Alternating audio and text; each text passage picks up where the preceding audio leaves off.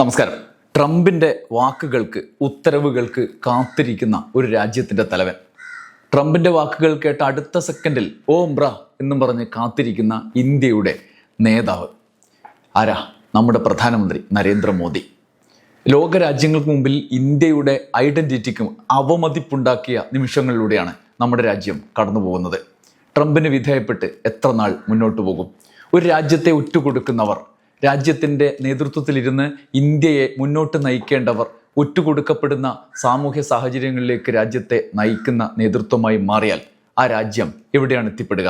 ട്രംപിനെ തൃപ്തിപ്പെടുത്താൻ പുത്തൻ കരാറുകൾ, പുത്തൻ പിൻവാങ്ങലുകൾ, ട്രംപിൻ്റെ വാക്ക് കേട്ട് രാജ്യത്തിന് ഉപയുക്തമായ പല കരാറുകളും റദ്ദാക്കുന്ന നിലപാട്, ട്രംപിനെ ബോധിപ്പിച്ച് മാത്രം നയപരിപാടികൾ. ഇന്ത്യയുടെ കാര്യം അമേരിക്കയിൽ വൈറ്റ് ഹൗസിൽ നിന്നും റിലീസായി പുറത്തിറക്കപ്പെടുന്ന സാഹചര്യം. രാജ്യത്തെ പരമോന്നത ജനാധിപത്യ സംവിധാനങ്ങളെ നോക്കുകുത്തിയാക്കുകയാണ്. പാർലമെന്റ് പിന്നെന്തിനാണ്? ഒന്ന് ചോദിച്ചാലോ ചോദ്യം ചെയ്യുന്നയാളെ പിടിച്ച് കുറ്റക്കാരനാക്കുന്ന കുറേ നേതാക്കളും. ഇല്ലെങ്കിൽ നേതൃത്വത്തിൻ്റെ നിർദ്ദേശപ്രകാരം പാർലമെന്റിൽ ഇരിക്കുന്ന ആള് മൈക്ക് ഓഫ് ആക്കും. ട്രംപിന്റെ മുന്നിൽ കൈകെട്ടി വാപൊത്തി നിന്ന് എന്നാൽ എല്ലാം അങ്ങ് ചെയ്ത് സബൂറാക്കി പോകാൻ പക്ഷേ മോദിക്ക് പറ്റുന്ന അവസ്ഥയില്ല. ഇവിടെ രാജ്യത്തിനകത്ത് പ്രതിരോധം ഉയരുകയാണ്. അപ്പോഴും മോദി ഇവിടെ മിണ്ടാതെ അവിടെ പോയി മിണ്ടാതെ മിണ്ടുന്നുണ്ട്. ഓം ബ്ര എന്ന് പറഞ്ഞ് ഇന്ന് മനോരമയിൽ വന്ന ഈ കാർട്ടൂൺ പോലെ. പാർലമെന്റ് ഒന്നും പഴയ പോലെയല്ല. പ്രതിപക്ഷം ലേശം സ്ട്രോങ് ആണ് എന്നുള്ള കാര്യം മോദിക്ക് നേരത്തെ തന്നെ അറിയാവുന്നതാണ്. അതിന് മോദി എന്ത് പഴിച്ചു? ട്രംപിന് ഇഷ്ടമുള്ളത് ചെയ്തു കൊടുക്കാൻ രാഹുൽ ഗാന്ധി പേടിക്കണോ എന്നെല്ലാം ചോദിച്ച് മോദിസ്റ്റുകൾ എരിപൊരി കൊള്ളുന്ന കാഴ്ചയും നമ്മൾ കാണുന്നുണ്ട്. ഈ സാഹചര്യത്തിൽ 5 കാര്യങ്ങളിലൂടെയാണ് നമ്മൾ ഈ വീഡിയോയിൽ കടന്നു പോകുന്നത്. പാർലമെന്റിൽ നിന്ന് ഒന്നാമത്തെ കാര്യം പറഞ്ഞു തുടങ്ങാം. പാർലമെന്റിൽ രാഹുൽ ഗാന്ധിയെ സംസാരിപ്പിക്കാതിരിക്കുക എന്നതാണ്, പ്രതിപക്ഷത്തിന്റെ വായടപ്പിക്കുക എന്നുള്ളതാണ് ഇപ്പോഴത്തെ പ്രധാന പരിപാടി ഭരണപക്ഷത്തിന്റെ. ലോക്സഭയിൽ സ്പീക്കർ ഓം ബിർള തുടക്കത്തിലെ പ്രതിപക്ഷത്തെ തടയുകയാണ്. ഏറ്റവും ഒടുവിലത്തെ ദിവസവും ഈ ദിവസവും ഇത് തന്നെ സ്ഥിതി.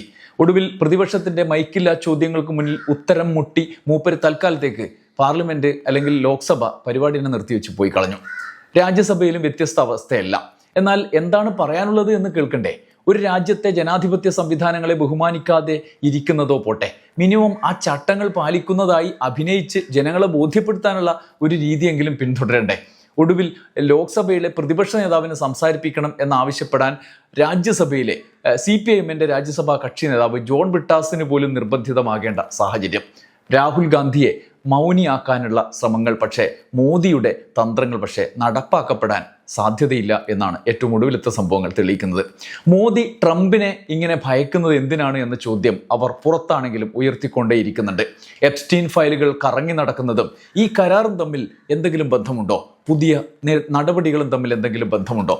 നമുക്ക് ഏതായാലും അതൊന്നും അറിയില്ലപ്പാ. നാട്ടുകാർ അതും ഇതും പറയുന്നത് കേട്ടപ്പോൾ പറഞ്ഞു പോയി എന്ന് മാത്രം. എന്തായാലും ഓം ബിർളക്ക് ഇതൊന്നും സഹിക്കുന്നില്ല. മോദി വരച്ചാൽ വരയിൽ നിൽക്കുക, പറഞ്ഞ കാര്യം ചെയ്തു കൊടുക്കുക. എന്തായാലും അതുമാത്രമാണ് മോദിയുടെ ഈ ഓം ബിർളകളുടെ മുന്നിലുള്ള വഴി. അതുകൊണ്ട് ഒരു ബഹളവും ഓം ബിർള സഹിക്കൂല. ലോക്സഭയിൽ ഇതാണ് അവസ്ഥ. ഓം ബിർളക്ക് കലിപ്പ് വേറെയുമുണ്ട്.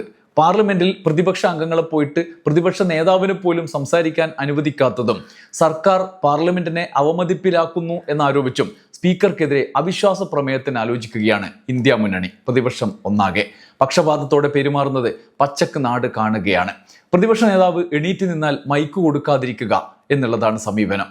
എന്നാൽ പ്രതിപക്ഷ നേതാവിനെ പരിഗണിക്കുക, പ്രധാനമന്ത്രിയെ പോലെ തന്നെ സംസാരിക്കാനുള്ള അവസരം നൽകുക എന്നുള്ളത് ഒരു ചട്ടമാണ്. നമ്മുടെ രാജ്യത്തെ ജനാധിപത്യ സംവിധാനത്തിന്റെ ഭാഗമാണ്. എന്നാൽ ഓം ബിർള അതുപോലും ചെയ്യുന്നില്ല. ഈ ഘട്ടത്തിലാണ് ഓം ബിർളയ്ക്കെതിരെ ഇന്ത്യ മുന്നണി അവിശ്വാസ പ്രമേയത്തിന് നോട്ടീസ് നൽകിയത്. മിനിമം 100 അംഗങ്ങളുടെയെങ്കിലും പിന്തുണയുണ്ടെങ്കിലാണ് അവിശ്വാസ പ്രമേയം നൽകാൻ കഴിയുകയുള്ളൂ. പ്രതിപക്ഷം ഇപ്പോൾ കരുത്തരാണ് എന്ന് നിങ്ങൾക്കൊക്കെ അറിയാം. അത് എളുപ്പത്തിൽ സാധിക്കും. മാത്രമല്ല, പാർലമെന്റിൽ ചോദ്യങ്ങൾ ചോദിക്കാൻ പോലും കഴിയാത്ത സ്ഥിതിയാണ്. മൂന്നാമതായി ചോദ്യപേടിയിലേക്കാണ് നമ്മൾ ഈ വീഡിയോയിൽ കടന്നു പോകുന്നത്. ഏറ്റവും അവസാനം PM കെയർ എന്ന പ്രധാനമന്ത്രിയുടെ ദുരിതാശ്വാസ നിധിയിലേക്ക് വരുന്ന പണത്തിന്റെ കണക്കിനെ പറ്റി പോലും ചോദ്യം ചോദിക്കാൻ പാടില്ല എന്നാണ് അത്ര ഉത്തരവ്. മോദി ട്രംപിനോട് പറയുന്നത് പോലെ ഓം ബ്ര എന്ന് പറഞ്ഞ് അതും കേട്ട് പ്രതിപക്ഷം ജനങ്ങൾ അനുസരിക്കണം എന്നാണ് മൂപ്പരുടെ ഒരാഗ്രഹം.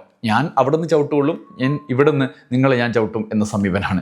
PM കെയറിനെ കുറിച്ച് ചോദ്യം ചോദിക്കാനേ പാടില്ലത്രേ. കുറേ വകുപ്പൊക്കെ ഉദ്ധരിച്ച് പ്രധാനമന്ത്രിയുടെ ഓഫീസ് ഇപ്പോൾ മുന്നോട്ട് വന്നിട്ടുണ്ട്. മിണ്ടരുത് അതിനെപ്പറ്റിയെന്ന്. ഈ ഫണ്ടുകളൊക്കെ പൊതുജനം സ്വമേധയാ നൽകുന്ന സംഭാവനകൾ അടിസ്ഥാനമാക്കി ഉണ്ടാക്കിയതാണെന്നും അവ സർക്കാരിൻ്റെ കൺസോളിഡേറ്റഡ് ഫണ്ടിൻ്റെ ഭാഗമല്ല എന്നുമാണ് വിശദീകരണം.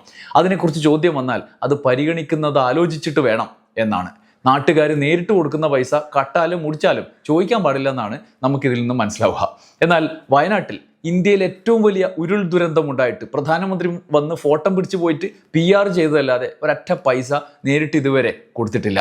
ഇതുകൂടി ഇതിനോട് ചേർത്ത് വായിക്കണം. പ്രധാനമന്ത്രിയുടെ ഈ അക്കൗണ്ട് തറവാട്ട് വകയല്ല എന്ന് പറയാൻ ഏതായാലും BJP-ക്കാർക്ക് പറ്റൂല. നമ്മൾ മനസ്സിലെങ്കിലും അത് പറയുന്നുണ്ടാവും എന്ന് എനിക്കറിയാം. വല്ല പ്രതിപക്ഷ സർക്കാരുമായിരുന്നെങ്കിൽ കാണിച്ചു കൊടുത്തേനെ. എന്നിട്ട് രാഹുൽ ഗാന്ധിയാണ് എല്ലാത്തിനും കാരണമെന്ന് കിരൺ റിജിജുമാർ 2 ബൈറ്റ് ഒപ്പിക്കും.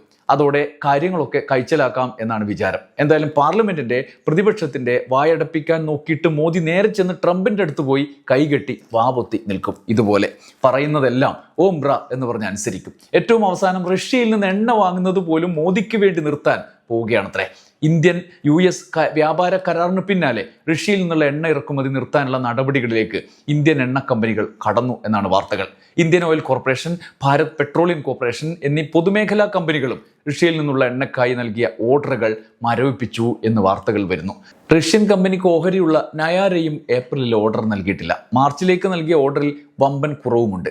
റഷ്യൻ എണ്ണ നേരിട്ടോ പരോക്ഷമായോ വാങ്ങില്ല എന്ന് ഉറപ്പ് നൽകിയാണ് ഇന്ത്യക്ക് ചുമത്തിയ 50% വ്യാപാര കരാർ US വെട്ടിക്കുറച്ചത്. മാർച്ചിൽ ഇന്ത്യൻ കമ്പനികൾ പ്രതിദിനം 6 ലക്ഷം ബാരൽ എണ്ണ മാത്രമാകും ഇറക്കുമതി ചെയ്യുക. കഴിഞ്ഞ വർഷം ഈ സമയത്ത് 30 ലക്ഷം ബാരൽ ഉണ്ടായിരുന്നിടത്താണ് ഈ 6 ലക്ഷം. ട്രംപിന്റെ ആവശ്യത്തിന് മോദി കീഴടങ്ങി എന്നതിന്റെ മുഖ്യ തെളിവ് ഇത് തന്നെയാണ്. ട്രംപ് പറയുന്നു ഇന്ത്യയുടെ സാധ്യതകളെ അടച്ചിട്ടായാലും മോദി ചെയ്യും എന്ന നിലയിലേക്ക് കാര്യങ്ങൾ എത്തിക്കുന്നു. പക്ഷേ ഇന്ത്യയുടെ കാര്യം അമേരിക്കയിൽ നിന്ന് വൈറ്റ് ഹൗസ് വഴി വാർത്താക്കുറപ്പായി ഇറങ്ങുകയും ചെയ്യും. ലോകരാജ്യങ്ങൾക്കിടയിൽ തന്നെ ഇന്ത്യയെക്കുറിച്ച് അവമതിപ്പുണ്ടാക്കുന്ന വിധത്തിൽ നമ്മുടെ പരമാധികാരത്തിന്മേൽ ട്രംപ് ഇടപെടുകയാണ്. ഇന്ത്യ പറയേണ്ട കാര്യങ്ങൾ അവർ പറയുകയാണ്. അവർ ഇന്ത്യയുടെ നാവാകുന്നു. അത് ഇന്ത്യക്ക് വേണ്ടിയല്ല, അവർക്ക് വേണ്ടി. എന്തു വാങ്ങണം, എവിടെ നിന്ന് വാങ്ങണം, എങ്ങനെ വാങ്ങണം എന്ന ഇന്ത്യയുടെ പരമാധികാരത്തിന്മേൽ വൈറ്റ് ഹൗസ് പരസ്യമായി ഇടപെടുകയാണ്. ഇന്ത്യൻ തീരുമാനം തിരുത്തിക്കുകയും ലംഘിച്ചാൽ ശിക്ഷിക്കുകയും ചെയ്യുമെന്ന് ഭീഷണിപ്പെടുത്തിയ അമേരിക്കൻ നടപടിക്കെതിരെ ഇന്ത്യ ഔദ്യോഗികമായി ഒരക്ഷരം മിണ്ടിയിട്ടില്ല. എന്നാൽ US-ന്റെ നിർദ്ദേശങ്ങൾ പാലിക്കുകയും ചെയ്യുന്നു. ഇന്ത്യക്കകത്തും പുറത്തും ഈ സാഹചര്യത്തിൽ ഉത്തരം പറയാതെ മാറി നിൽക്കുന്നത് രാജ്യത്തിന്റെ അന്തസ്സിനെ ഇടിച്ചു താഴ്ത്തുകയാണ്. ഇന്ത്യക്ക് നേരെ അമേരിക്കയുടെ ഈ തന്ത്രം വിജയിച്ചാൽ സാമ്രാജ്യത്വ അധിനിവേശത്തിന്റെ പുതിയ പതിപ്പായി ഈ സമീപനം മാറും. ഭീഷണിയുടെയും വഴങ്ങലിന്റെയും രാഷ്ട്രീയം. വെനസ്വേലയിൽ പ്രസിഡന്റിനെ തട്ടിക്കൊണ്ടുപോയിട്ടാണ് കാര്യം സാധിക്കാൻ ട്രംപ് ശ്രമിച്ചത് എങ്കിൽ ഇന്ത്യയിൽ ഭീഷണി കൊണ്ട് തന്നെ കാര്യം നടപ്പായി. റിസൾട്ട് രണ്ടിനും ഒന്ന് തന്നെയാണ്. അതേസമയം ഇന്ത്യ വൈറ്റ് ഹൗസിന്റെ ഭീഷണിയെ തള്ളിക്കളഞ്ഞിട്ട് പോലും ഇല്ല എന്നത് ലോകരാജ്യങ്ങളെ അതിശയിപ്പിക്കുകയാണ്. ഈ സാഹചര്യത്തിലാണ് പാർലമെന്റിൽ ചോദ്യം വരുന്നത്. എന്നാൽ കേന്ദ്ര സർക്കാർ ചോദ്യത്തിൽ നിന്ന് രക്ഷപ്പെടുക എന്ന തന്ത്രമാണ് സ്വീകരിക്കുന്നത്. രാഹുലിനെ ചീത്ത പറയാൻ മന്ത്രിമാരും ഇറങ്ങും. ചോദ്യം ചോദിക്കാൻ അനുവദിക്കാതിരിക്കാൻ ചെയറുകൾ റെഡിയായി മസിൽ പിടിച്ചിരിപ്പാണ്. എന്തായാലും രാജ്യത്തിന് മുന്നിൽ ട്രംപിന്റെ പരമാധികാരത്തെ അംഗീകരിച്ച് ഇന്ത്യയെ ഏതുവരെയാണ് മോദി കൊണ്ടുപോവുക എന്ന ചോദ്യം ഉയർന്നു നിൽക്കുകയാണ്. വരും നാളുകളിൽ മറുപടി പറയേണ്ടി വരിക തന്നെ ചെയ്യും. മോദിയുടെ ഒളിച്ചോട്ടം എത്ര നാൾ, എവിടം വരെ എന്നതാണ് ചോദ്യം. നമുക്ക് കാത്തിരിക്കാം. നന്ദി, നമസ്കാരം.